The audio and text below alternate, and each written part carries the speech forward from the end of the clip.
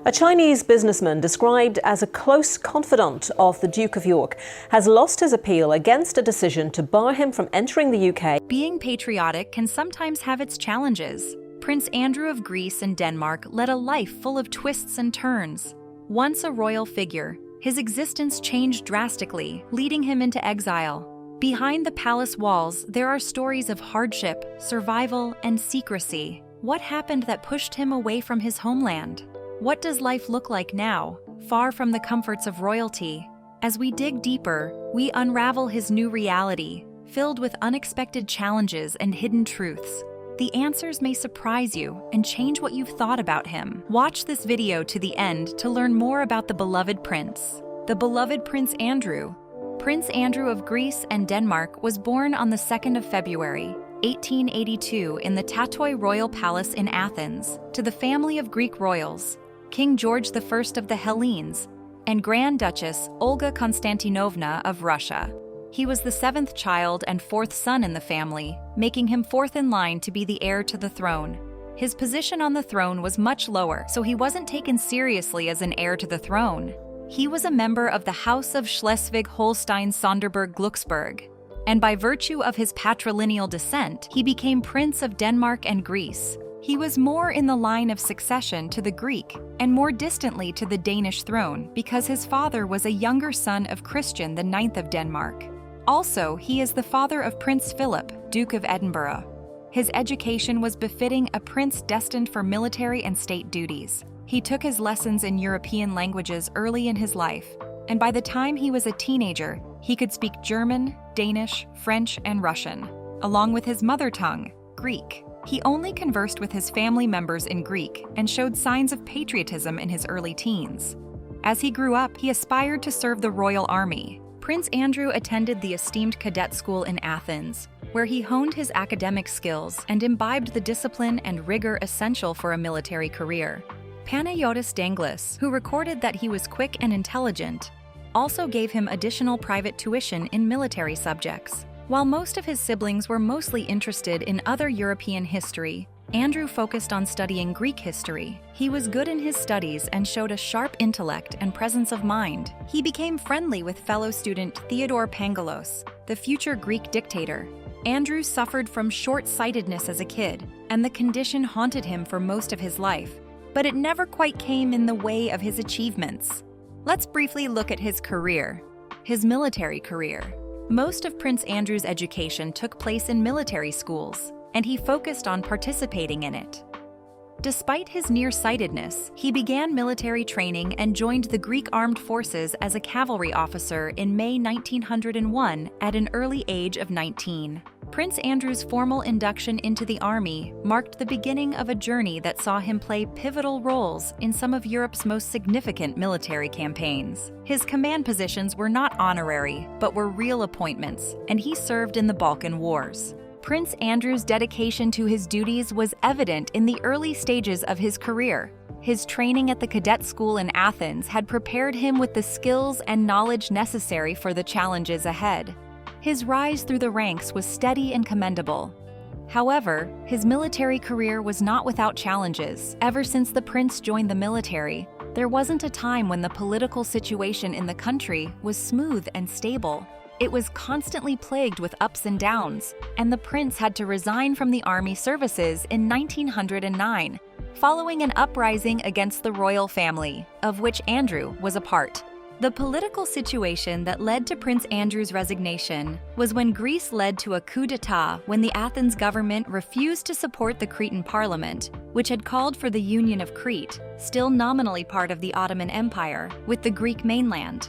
A group of dissatisfied officers formed a Greek nationalist military league. It demanded, among other reforms, the removal of royal princes from the army, which led to Prince Andrew's resignation from the army and the rise to power of Eleftherios Venizelos. However, his presence was missed during the Balkan Wars in 1912. As a result, Prince Andrew was reinstated in the army for his bravery, which further saw him receiving honors as a lieutenant colonel in the 3rd Cavalry Regiment and placed in command of a field hospital.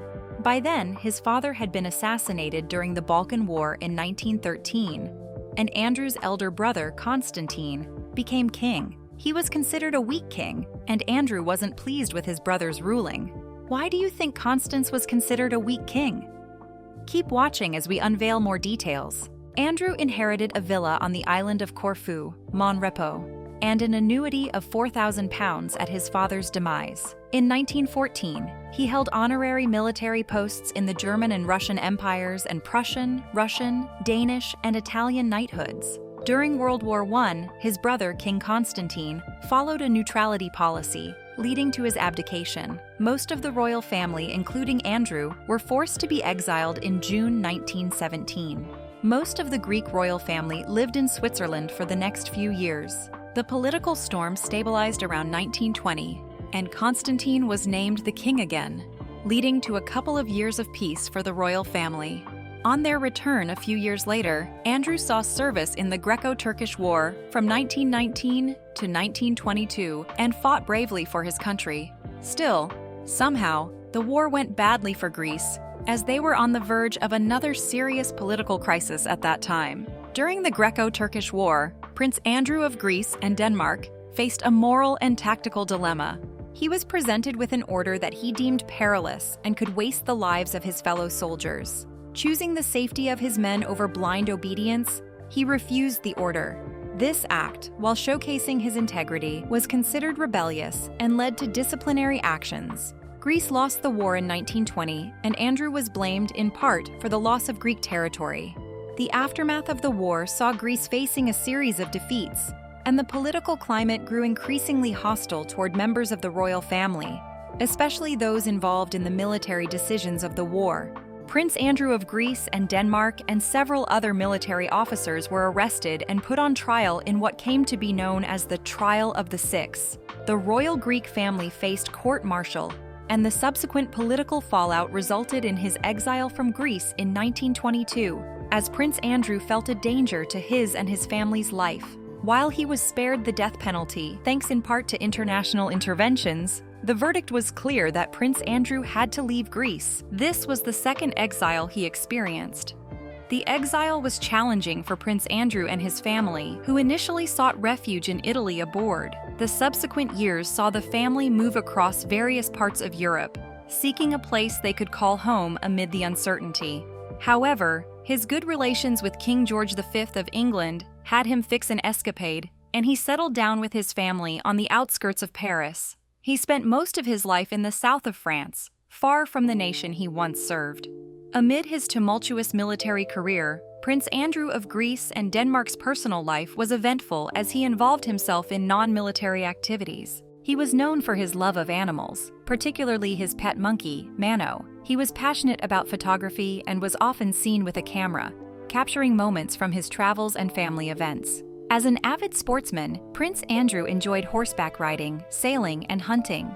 He also had a musical talent and was known to play the piano for his family and friends on special occasions. Before his first exile, Prince Andrew met Princess Alice during one of his visits to London. The two fell in love and got married. How did this love story eventually lead to marriage? Before we unveil details about their marriage, let us briefly know who Princess Alice of Battenberg is. Stay tuned. Princess Alice of Battenberg. Alice was born on the 5th of February, 1885 in the Tapestry Room at Windsor Castle, Berkshire, in the presence of her great-grandmother, Queen Victoria. She was the eldest child of Prince Louis of Battenberg and his wife, Princess Victoria of Hesse, and by Rhine. Her mother was the eldest daughter of Louis IV, Grand Duke of Hesse, and Princess Alice of the United Kingdom, the Queen's second daughter. Alice was christened Victoria Alice Elizabeth Julia Marie in Darmstadt on the 5th of April, 1885. Her three younger siblings, Louise, George, and Louis, later became Queen of Sweden, Marquess of Milford Haven, and Earl Mountbatten of Burma, respectively. Alice spent her childhood between Darmstadt, London, Guggenheim, and Malta, where her naval officer father was occasionally stationed. Her early life wasn't that rosy, as her mother noticed she was slow in learning to talk and became concerned about her indistinct pronunciation. Eventually, she was diagnosed with congenital deafness after her grandmother, the Princess of Battenberg, identified the problem and took her to see an ear specialist. With encouragement from her mother, Alice learned to lip read and speak English and German. Educated privately, she studied French, and later, after her engagement to Andrew, she learned Greek. She spent her early years in the company of her royal relatives, and she was a bridesmaid at the wedding of Prince George, Duke of York, and Princess Mary of Teck, later King George V and Queen Mary in 1893. Her marriage to Prince Andrew of Greece and Denmark was quite controversial. They only enjoyed a few years of marital bliss before experiencing troubles. These troubles resulted from Andrew's military career tumult, which really affected their family life until Andrew's demise drew near. What do you think might have happened that destroyed their forever marital bliss? Was any of them at fault? Keep watching as more shocking details are about to come to light. The controversial love story.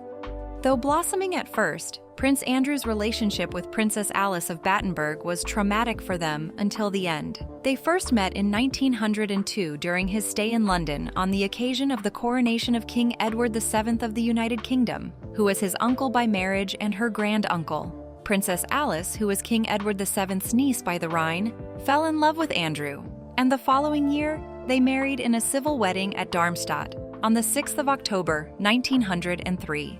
2 religious wedding services were performed the following day. One Lutheran was in the Evangelical Castle Church, and another Greek Orthodox was in the Russian chapel on the Mathildenhohe.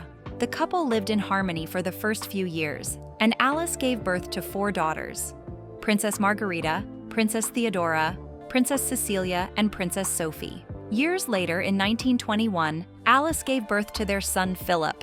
Each child had their significant role within European royalty, with Prince Philip notably becoming the Duke of Edinburgh upon his marriage to the future Queen Elizabeth II of the United Kingdom. After their wedding, Prince Andrew continued his career in the military, and Princess Alice became involved in charity work. In 1908, she visited Russia for the wedding of Grand Duchess Marie of Russia and Prince William of Sweden. While there, she met and talked with her aunt, Grand Duchess Elizabeth Fyodorovna, who was formulating plans for the foundation of a religious order of nurses. Princess Alice attended the laying of the foundation stone for her aunt's new church. Later in the year, Elizabeth began giving away all her possessions in preparation for a more spiritual life. However, the family's life was not without challenges. The political turmoil in Greece, especially the events leading to Prince Andrew of Greece and Denmark's exile, cast a shadow over their domestic bliss. The family had to flee Greece aboard the HMS Calypso, seeking refuge across Europe. Their marriage, though initially beautiful and filled with love in the early years, later experienced troubles that his wife had left him due to some truth that later came out after his demise. What truths were these? Prince Andrew was mentioned as a bisexual by many sources, and that was said to be one of the reasons for the troubles in his marriage, which haunted him from his late 20s to the rest of his life. Although that truth was perceived to be rumors in an actual sense, the question about him that kept popping up was why he became a loner who didn't set his eyes on his family until his demise. You wouldn't want to miss what's coming next, so keep watching. The truth about Prince Andrew's life. Prince Andrew served with honesty and patriotism during his time in the Greek army. However, his exile was getting questioned by the international community extensively, so much so that he had to write a book, Towards Disaster, in 1930. In the book, he explained his experiences in the army and redeemed his position to some degree, but his personal life was at its worst during this period. During their time in exile, Andrew became a loner as his family became more and more dispersed. In 1930, that same year he wrote his book, he was estranged from his wife, Princess Alice of Battenberg, who suffered a nervous breakdown and was institutionalized in Switzerland due to mental disorders. His only son, Prince Philip, was sent to school in Britain, where his mother's British relatives brought him up. Philip served in the British Navy during World War II, while all 4 of his daughters were married off to German royalties, 3 of whom had Nazi connections, a country that was considered an enemy by most of Europe. All these took a toll on him and dragged him into depression. Andrew lived alone in the French Riviera, the south of France, and spent his final years living in modest apartments and hotel suites and aboard a yacht with his lover, Countess André de Labine. At that time, his marriage to Alice was effectively over. After Princess Alice's recovery and release, she returned to Greece. She devoted most of her remaining years to charity work in Greece, whereas Andrew remained in Paris. Princess Alice stayed in Athens during the Second World War, sheltering Jewish refugees, for which she is recognized as righteous among the nations by Israel's Holocaust Memorial Institution, Yad Vashem. After the war, she stayed in Greece and founded a Greek Orthodox nursing order of nuns known as the Christian Sisterhood of Martha and Mary. When Princess Alice returned to Greece, there were no signs of the situation improving, and he knew that his exile would be extended for a very long time. However, despite all that, there came a chance for a better life when emergency laws lifted his exile, which also restored land and annuities to the king in 1936. He returned to Greece for a brief visit in May of that year, and most of the royal family's assets were returned to them. The following year, in 1937, tragedy struck as his pregnant daughter Cecilia, his son-in-law, and two of his grandchildren lost their lives in a plane crash at Ostend. Though the situation was sad and pathetic, this was a way for him to reconnect with his family after many years. He met Alice and his son Prince Philip, who was 16 years old then, for the first time in 6 years at the funeral in Darmstadt. This further enhanced some family reconciliation as he talked with his wife, son, and sisters. And it seemed like a chance for a happy ending. Prince Andrew, who couldn't handle much harm already done, returned to his life in France. However, the chances of a happy reunion were still alive, and the Second World War happened. His family was divided into two as he found himself essentially trapped in Vichy, France, while his son Philip was fighting for the British, and his 3 other son-in-laws fought on the side of the Germans, which led to a conflict within the family. For how long did this conflict linger, and what eventually led to Prince Andrew's demise? Death and burial. At the time of Prince Andrew's demise, his wife had returned to Greece, his home country, which he had come to dislike by then. Separated from his wife and son by the effects of the war, Andrew led a life of ignorance, depression, and loneliness before finally passing away, wishing to see his family together one last time. He missed his wife, but his married life was practically over.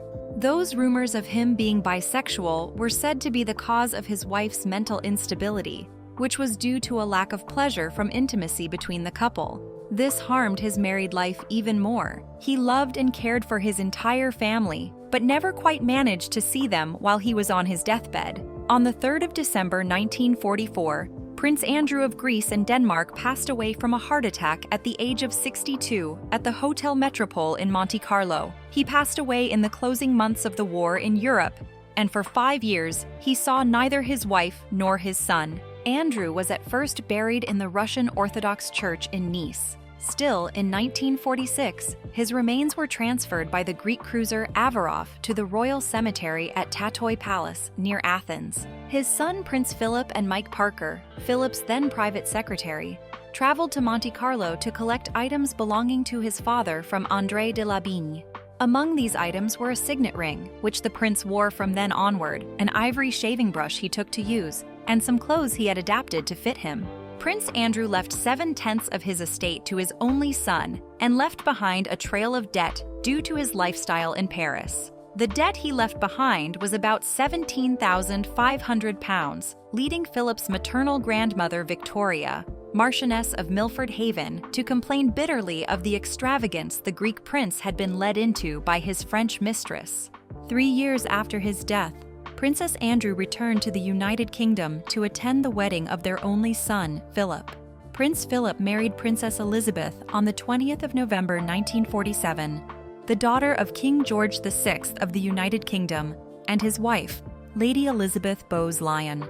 Prince Philip was created Duke of Edinburgh by the king. Prince Andrew's daughters were not invited to the wedding because of anti-German sentiment in Britain following World War II. Princess Elizabeth succeeded to the throne in 1952 as Queen Elizabeth II of the United Kingdom. This makes Prince Andrew the paternal grandfather of King Charles III of the United Kingdom. As years passed by, Princess Alice experienced increasing deafness and failing health. Hence, she had to leave Greece for the last time following the 21 April 1967 Colonel's coup. Queen Elizabeth II and Prince Philip invited Princess Andrew to reside permanently at Buckingham Palace in London. Princess Andrew remained lucid, but physically frail. She died at Buckingham Palace on the 5th of December 1969. she left no possessions, having given everything away. Initially, her remains were placed in the royal crypt in St. George's Chapel at Windsor Castle on 10 December 1969. Before she died, she had expressed her wish to be buried at the convent of St. Mary Magdalene in Gethsemane on the Mount of Olives in Jerusalem, near her aunt, Grand Duchess Elizabeth Fyodorovna, a Russian Orthodox saint. In recent years, it looks like history is about to repeat itself again, as Prince Andrew, the son of Prince Philip and grandson of Prince Andrew of Greece and Denmark, is about to set himself in self-imposed exile. How did this happen? What brought the self-imposed exile? Let us check it out. The inevitable history. Following Prince Andrew's recent spy scandal, many people have said that Andrew should be forced out of London. In an exclusive interview with the Sunday Express, royal author Nigel Cawthorne revealed that he believes Prince Andrew will be forced to flee Britain due to public hostility following the latest scandal over his friendship with an alleged Chinese spy. Before this spy scandal, Prince Andrew was famously friends with offender Jeffrey Epstein. His mother, Queen Elizabeth, who was still alive then, didn't want him to tarnish the royal family's image and immediately stripped Prince Andrew of his military ranks, charity patronages, and public use of his HRH title. The late Queen acted quickly for Andrew before lawyers and agreed to an out-of-court settlement of £12 million for the sex trafficking victim who claimed she and the Duke were intimate 3 times, although Andrew vehemently denied it. After the Queen's demise, Prince Andrew conflicts with his elder brother, King Charles, who wants him to move out of the palatial but crumbling royal lodge on the Windsor estate. Thinking about options where Prince Andrew might likely go if he was forced out of London, it has been reported that Andrew is eyeing the Middle East as a place to start a new life after his eldest daughter, Princess Beatrice, paved the way for him during a visit to Abu Dhabi last month. France and Switzerland are also options, but wherever he settles, he's destined for a very low-profile existence, well out of public view. Sadly, if the Duke does seek haven abroad, he will find himself following in the footsteps of his grandfather, and it would be an absolute tragedy if history repeats itself. Mr. Cawthorne declared, Prince Andrew is now facing a palace investigation into his appointment of Yang Tengbo, a suspected Chinese spy now banned from Britain as a special envoy and business advisor. Mr. Yang denied being a spy and said he was simply a businessman. After this investigation, Andrew decided to stay away from the royal family. He spared his brother further embarrassment by deciding not to attend the 2024 annual festive sit-down with 70 family members at Sandringham, having reportedly been encouraged by his former wife, Sarah Ferguson, to see sense. A YouGov poll suggested that 69% of people think Andrew should be permanently removed from royal events, whereas about 12% were against it. Mr. Cawthorne referred to the offender case where Prince Andrew was indirectly involved. If Prince Andrew had handled things differently, such as agreeing to be interviewed by the FBI in the Epstein case, perhaps public perception would have been different too. They won't say he should be forced to leave London due to his scandals. While Prince Andrew won't be kicked out of his own country like his grandfather, it was said that he has concluded that it is inevitable he must leave the shores of Great Britain. What do you think about Prince Andrew of Greece and Denmark's life in exile? Do you think history might repeat itself? Feel free to share your thoughts in the comments. Thanks for watching. If you enjoyed this video, please like and subscribe to this channel.